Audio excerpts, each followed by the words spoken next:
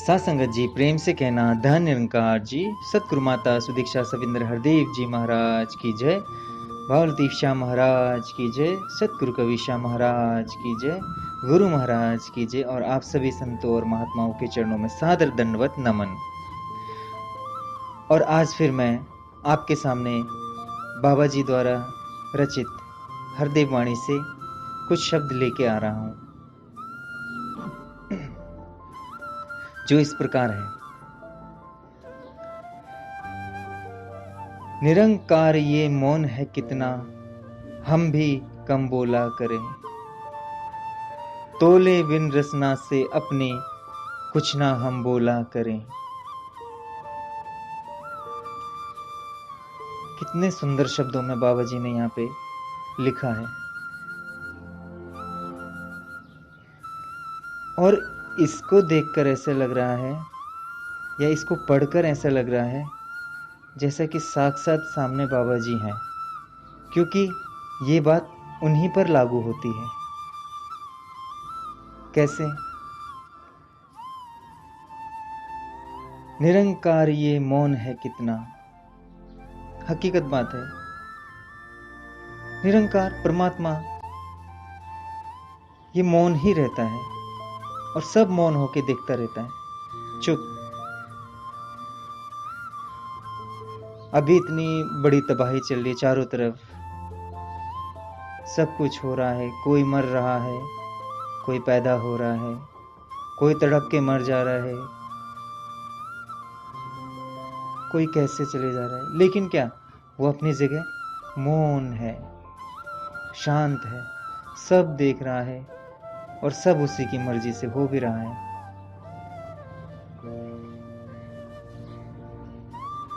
हम भी कम बोला करें, इसी प्रकार हमें भी अपने आप को इसी तरीके से मौन करना होगा। अब मौन कैसे होंगे? कम बोलो, उतना ही बोलो कि जितना सामने वाले को भी अच्छा लगे। उससे अधिक मत बोलो कि जिससे सामने वाला आपके बारे में सोचने पे मजबूर हो जाए कि ये कितना बोलता है। जैसे आपने देखा होगा, हजारों की संगतें बैठी होती थी सत्संग में, और हमारे बाबा जी हैं जो बहुत ही कम बोलते थे। उनकी वाणी सुनने के लिए लोग तरसते थे।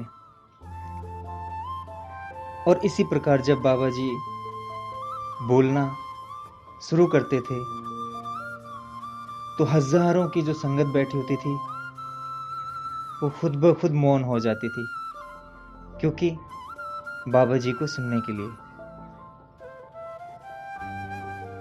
और बाबा जी बहुत कम बोलते थे, और जब बोलते थे तो वही बात कहते थे।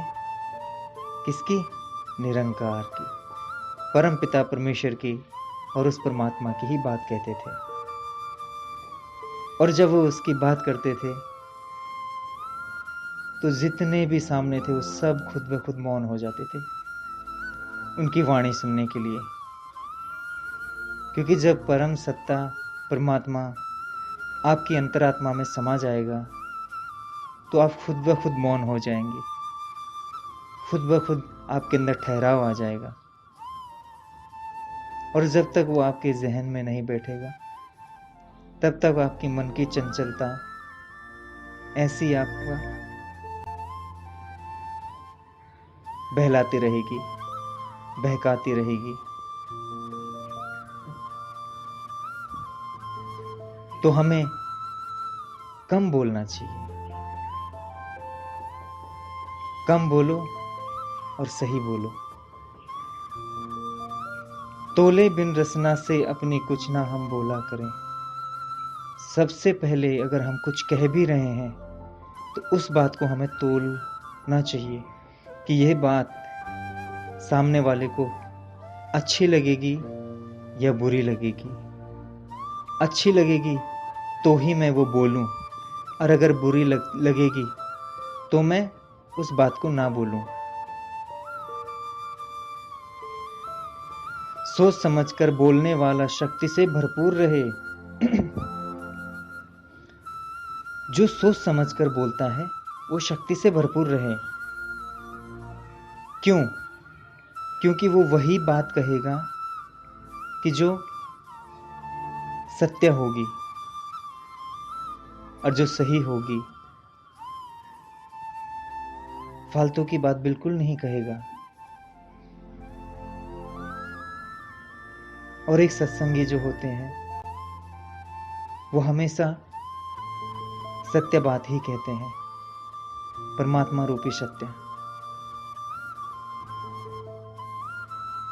जो हमारी अंतरात्मा में बसा हुआ है और उसको उजागर करना है वहीं से। उजागर कौन कराएगा? सतगुरु।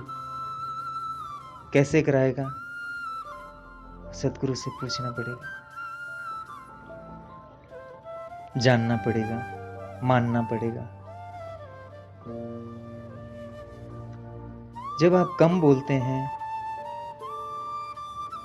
तो आपके अंदर की जो एनर्जी होती है वो भरपूर रहती है, बची हुई रहती है। लेकिन जब आप ज़्यादा बोलते हैं तो शक्ति खत्म हो जाती है।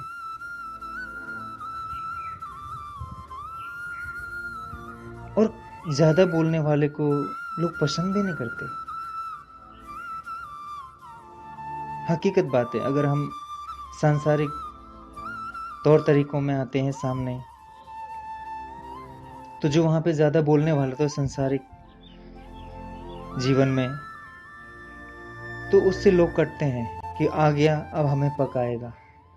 इस तरीके की बातें सुनने को मिलती हैं। बुद्धि से भी शुद्ध रहे वो, राग द्वेष से दूर रहे। जब हम कम बोलेंगे तो कम बोलने से क्या होगा कि हमें कोई भी बात अपने दिमाग में रखनी नहीं पड़ेगी कि या मैंने उसको वो कहा था।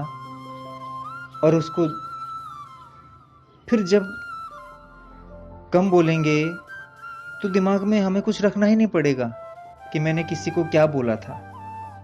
लेकिन जब हम ज़्यादा बोलते हैं तो फिर हमें सोचना पड़ता है कि यार मैंने उससे कुछ गलत तो नहीं कह दिया था। अगर मैंने कुछ गलत कह दिया तो ये बात मैंने गलत कही। फिर उसको सोचना पड़ेगा और उस बात का फिर मेरे को सोच के फिर क्या करना पड़ेगा, सही मतलब निकालना पड़ेगा, ताकि अगर वो मेरे से क्वेश्चन करे तो उस बात का फिर मैं सही मतलब उसको समझा सकूं। फिर क्या वो बुद्धि पे जोर डाला, फिर क्या हुआ, बुद्धि में कई अच्छे विचार भी आए तो कई बुरे विचार भी आए, उन बातों को सही या गलत साबित करने के लिए। लेकिन जब मैं कम बोलूंगा तो मुझे किसी प्रकार का कुछ सोचने की जरूरत ही नहीं पड़ेगी, क्योंकि मैंने वही बात कही जितना मेरे को बोलना था। उसके बाद मैं शांत। सुनो, आप सत्संग में भी जाते हैं ना, तो वहां बोलने मत जाओ कि मैं बोलूंगा, मैं सत्संग में बोलूंगा। नहीं, वहां जाओ, बैठने जाओ, सुनो, सबकी सुनते रहो।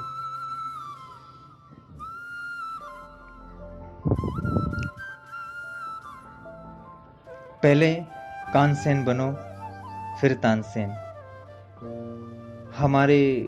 मैं संगीत सीखता हूँ तो हमारे जो गुरु महाराज हैं, अध्यात्म की उनमें बहुत ही ज़्यादा नॉलेज और साथ के साथ संगीत की विद्या में भी वो काफ़ी विद्वान हैं। उनका संगीत सुनते ही जो ये अंतरात्मा है ना, ऐसे लगता है कि जैसे आत्मा बाहर आ गई और ये शरीर यहीं पे है। ऐसा उनका संगीत है। तो वो क्या कहते हैं कि बेटा पहले कानसेन बनो फिर तानसेन। आपको गाने की जरूरत नहीं अभी, आप सिर्फ सुनो। आप प्रोग्राम में आते हो, मेरे साथ बैठते हो, जो मैं गाता हूं सिर्फ उसको क्या करो, सुनो। और गाने की चेष्टा मत रखो कभी कि मैं गाऊं, मेरे को यहाँ गाने का मौका मिले। सुनते रहो और अपने रियाज पे रहो। बस एक दिन खुद ब खुद तुम्हें मौका मिलेगा और खुद लोग कहेंगे कि आइए आप। तो मैं उन्हीं की बात को मानता हूँ कि सिर्फ सुनता हूँ, और जब तक गुरु और सदगुरु की बातों को हम नहीं मानेंगे, अपने जहन में नहीं उतारेंगे, तो तब तक हमें कुछ नहीं मिलने वाला जिंदगी में। हम जिंदगी के थपेड़े खाते ही रहेंगे, क्योंकि जब गुरु और सदगुरु की बात नहीं मानेंगे तो हम अपने हिसाब से चलेंगे, जिस तरीके से हमारी बुद्धि कहेगी, हमारा मन कहेगा। दिल तो कहेगा ही नहीं, क्योंकि मन का पहरा है उसके ऊपर, और जब तक मन का पहरा नहीं हटेगा तब उसके बाद दिल आपको जवाब देगा ना।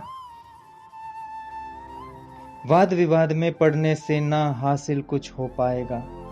जब इंसान ज्यादा बोलता है तो वाद विवाद भी होगा। मैंने कुछ कहा, सामने वाले ने कुछ कहा, फिर मैंने उसको कुछ कहा उसी बात पे, उसने उस बात पे कुछ और कहा। तो इस तरीके से क्या हुआ, वाद विवाद होता रहा, और उससे क्या मिला हमें? कुछ भी नहीं मिला। हो सकता है कुछ मेरी वाणियाँ जो मुख से बुरी निकल गई हो उसको बुरी लग गई हो सकता है आसपास वाले को बुरी लगी हो। तो बेफालतू में मैंने काफ़ी लोगों को बुरा कह दिया और काफ़ी लोगों को अपना दुश्मन भी बना दिया, बिना बात की बात विवाद में। क्या फ़ायदा? अगर किसी ने कुछ कह भी दिया, उसको चुपचाप क्या करो, सहन कर लो। कह रहे हैं कि आप बिल्कुल आप ठीक हैं, आप ही सही हैं।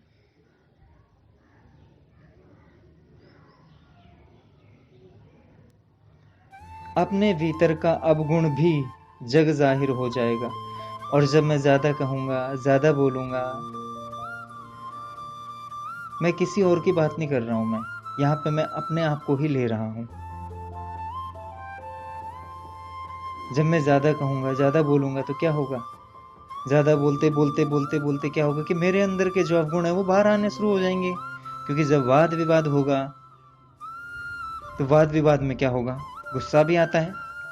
क्योंकि कुछ बातें क्या होती कि सामने वाले की हमें अच्छी नहीं लगती हैं, और कुछ बातें सामने वाले को हमारी अच्छी नहीं लगती हैं, जिसके कारण क्या होता है कि विवाद में परिवर्तित हो जाता है। फिर ईर्ष्या, फिर द्वेष, ये सारी की सारी भावनाएं अंदर आएंगी, और अंदर आते आते क्या होगी कि सामने झलकेंगी। किसके थ्रू? वाणी के थ्रू। और जब ये सामने झलकेंगे तो क्या हुआ, हमने अपने अंदर के अवगुण को भी सामने उनके सामने पेश कर दिया। और अगर मैं ज्यादा बोलता ही नहीं तो वो सारे के सारे जो द्वेष थे वो उत्पन्न होते ही नहीं, क्योंकि जब मैं बोलता ही नहीं ज्यादा। इसलिए शांति का दान सबसे बड़ा दान। कहे हरदेव एक खामोशी 100 सुख ले आती है।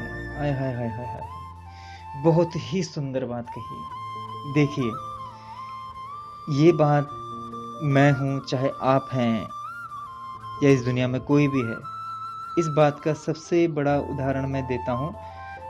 हम सभी जो भी हैं, हमारे परिवार, हमारा परिवार। देखिए, माँ बाप हैं, बच्चे हैं, ठीक है, बीवी बच्चे भी हैं, दादा दादी हैं, काका काकी, सब रहते हैं परिवार में। कई लोगों के परिवार ऐसे भी हैं जो ज्वाइंट फैमिली है। अब देखिए, वहां पे देख, एक कहावत सब लोगों ने सुनी है कि जहां ज्यादा बर्तन होते हैं तो वहां आवाज आती ही आती है। अगर एक बर्तन निकालेंगे तो दूसरा बर्तन जरूर बजेगा ही बजेगा। इसी प्रकार से अगर परिवार है, भरा पूरा परिवार है, 5-7 लोग मेंबर्स हैं उसमें, और इन सब का भरा पूरा परिवार है, अगर वहां पे किसी बड़े बूढ़े ने कुछ बात कह दी कि जो हमें अच्छी नहीं लगी, और उस बात पे हमने क्या किया, अगर उनको जवाब दे दिया तो क्या हुआ, बात बिगड़ गई। और बात बिगड़ते बिगड़ते क्या हुआ, वहीं से नफरत पैदा हो जाती है, और वो बातें फिर बढ़ती ही जाती हैं, और एक दिन ऐसा आता है कि सारे के सारे परिवार से अलग हो जाते हैं और एक परिवार क्या हो जाता है, बिखर जाता है। अब आइए बाबा जी की बात पे आते हैं कि एक खामोशी 100 सुख ले आती है। अगर किसी ने कुछ कह दिया और उसको मैंने चुपचाप पी लिया और चुपचाप अपने पास मतलब भुला दिया, उन्होंने कुछ कहा, उसको या तो हंसी में टाल दिया या चुप सह गया या कुछ नहीं कहा, तो क्या हुआ, एक खामोशी 100 सुख ले आती है। 100 सुख का मतलब क्या हुआ कि वो परिवार में सबसे पहली तो कलह नहीं होगा, एक दूसरे के दिल में हमारे क्या होगी, द्वेष उत्पन्न नहीं होगा। वो खुद कहेंगे, जिन्होंने आपको गलत कहा वो खुद बाहर क्या कहेंगे, आपको पता है मैंने अपनी बहू या अपने बेटे को मैंने इतनी बड़ी बात कह दी, लेकिन उसने पलट के जवाब नहीं दिया। देखा, ऐसे संस्कार हैं हमारे घर के, ठीक है। वो बेशक आपके सामने नहीं कहेंगे, आपके सामने वो गुस्सा ही दिखाएंगे या आपके सामने उसी तरीके से रुबाव में रहेंगे, लेकिन वो बाहर दूसरे के सामने जरूर ये कहेंगे कि ऐसा हमारे परिवार है। तो क्या हुआ, 100 सुख ले आया है ना, कि लोग जब उनके मुंह से खुद सुन रहे कि बोल रहे हैं, तो उनके मन में भी उत्पन्न हो रहा है कि यार काश हमारा परिवार भी ऐसा ही हो, हमारे बच्चे भी ऐसे ही हों, हमारी बहू भी ऐसी हो, हमारी बेटी भी ऐसी हो। तो ये सबसे बड़ा उदाहरण हमारा परिवार ही है कि जिसमें, क्योंकि एक बच्चा अपने घर वालों की नहीं सुनता, वो सोचता है कि ये कहते ही रहते हैं, ये कहते रहते हैं, लेकिन बाहर का कोई उसको बोले कि बेटा ये ऐसे करना चाहिए, वैसे करना चाहिए, तो उसकी बात पे वो बिल्कुल यकीन कर लेगा। और अपने घर वाले बोलेंगे बेटा ऐसे करना चाहिए, गलत चीजें ऐसे नहीं करना चाहिए, ठीक है ना, उसने कहा मैं तो उधर ही जाऊंगा पापा माँ। ये हकीकत बात है, ये गुजरी हुई बातें हैं। हर से लिव जुड़ जाती है, मन में शीतलता आ जाती है। और जब हरि परम पिता परमेश्वर परमात्मा से साक्षात जब लिव जुड़ जाती है, ये आत्मा परमात्मा से जुड़ जाती है, मन में शीतलता आती है। और इस मन में एक शीतलता आएगी। जब ये मन शीतल हो जाएगा ना, तो ये जितनी इंद्रियां हैं ना हमारी, ये सभी इंद्रियां धीरे धीरे अपने आप ही कंट्रोल में आना शुरू हो जाएंगी। लेकिन ये मन के कारण भटक जाती हैं, ये मन इनको ले चलता है। इस जो ये दृश्य जगत है ना, ये आंखों से जो हम देख रहे हैं, इस दृश्य जगत में कितनी सारी चीजें हैं जो हमें सुंदर लगती हैं, जो हमें अच्छी लगती हैं, तो उनकी तरफ मन क्या करता है, ले जाता है। लेकिन जब हरि से हमारी लिव जुड़ जाएगी ना, तो क्या होगा, इस मन में शीतलता आ जाएगी। और जब मन में शीतलता आ जाएगी तो ये बिल्कुल एक ठहराव में रहेगा। और जब ये ठहराव में रहेगा तो सारी जो हमारी इंद्रियां वो सब भी क्या होंगी, ठहराव में रहेंगी। इसीलिए बाबा जी ने कहा है कि कम बोलो, कम बोलने से शक्ति बनी रहेगी आप में, मन में शीतलता बनी रहेगी। और कम बोलने से ही क्या होगा, हरि से नाता जुड़ेगा। कभी भी आप देखना, जो भक्ति करते हैं परमात्मा की, तो वो चिल्लाते नहीं है, कि वो शांति से एकांत में बैठकर प्रभु परमात्मा का सुमिरन करते हैं, प्रेम करते हैं, भक्ति करते हैं। और भक्ति करने से आपको शक्ति मिलेगी। और ये शक्ति कौन सी, ये भी आपको सद्गुरु बताएंगे।